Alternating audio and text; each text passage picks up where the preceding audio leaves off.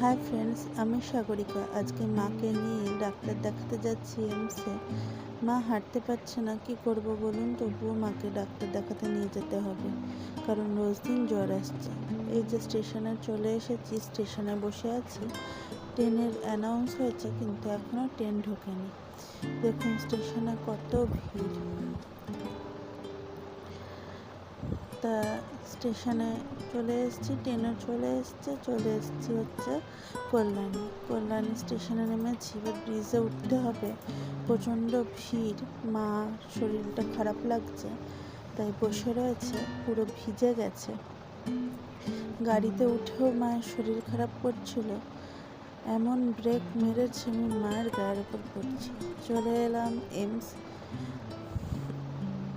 এবার ভেতরে ঢুকি, ভেতরেও অনেকটা হাঁটতে হবে, যে গাড়িগুলো থাকে সেগুলোও নেই।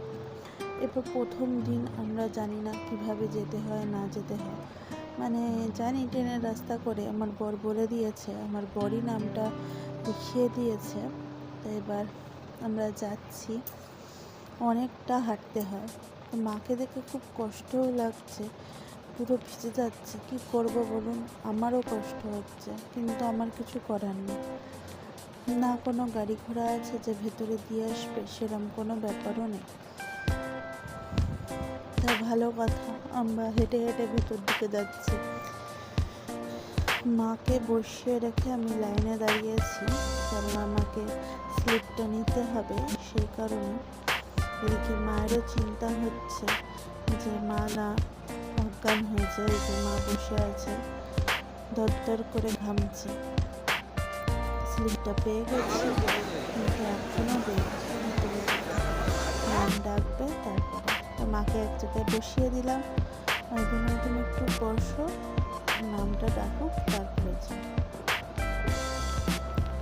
দেখে কষ্টও লাগছে, কিন্তু কি করব, আমাকে তো সব কষ্ট মেনে নিতেই হবে। কাটফাট করে ওপরে ডাক্তার দেখাতে গেছি, এদিকে 1টা বেজে গেছে, তাই টিফিন হয়ে গেছে। তা আমরা সেরকমভাবে কিছু নিয়ে যাইনি, খিদে পেয়ে গেছে।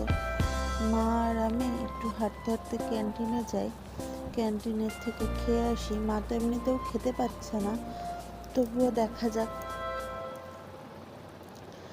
তা বাড়ি থেকে তো কিছু নিয়ে আসিনি, শুধু কি খেয়েছিলাম এখন আর মনে নেই। ও, চা আর পাউরুটি ওখান থেকে কিনে।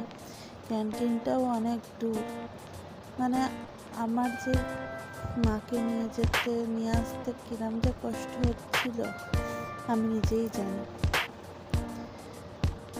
আর একজন অসুস্থ মানুষকে একা একা ট্যাকেল করা অনেক কষ্ট। আর আমি খালি ভয় পাই আমার মা যদি অজ্ঞান হয় সেটাকে। তা ক্যান্টিনে চলে এসেছি, যে ভাত, ডাল, 2 রকম সবজি আর চাটনি। মা তো ভাত ফেলে দিয়েছে। এদিকে আমাদের ডাক্তার দেখানো হয়ে গেছে, ক্যান্টিন থেকে এসে এখন বাজে হচ্ছে 3:30, 4:30। তা আমরা এখন বাড়ির থেকে রওনা হই। তো মাকে এখান থেকে টোটো তুলে দিলাম, গেটের মুখে গিয়ে নেমে গেছে। আজকের মতো ভিডিওটা এখানেই শেষ করি। যদি ভালো লাগে থাকে লাইক করবেন, কমেন্ট করবেন, শেয়ার করবেন।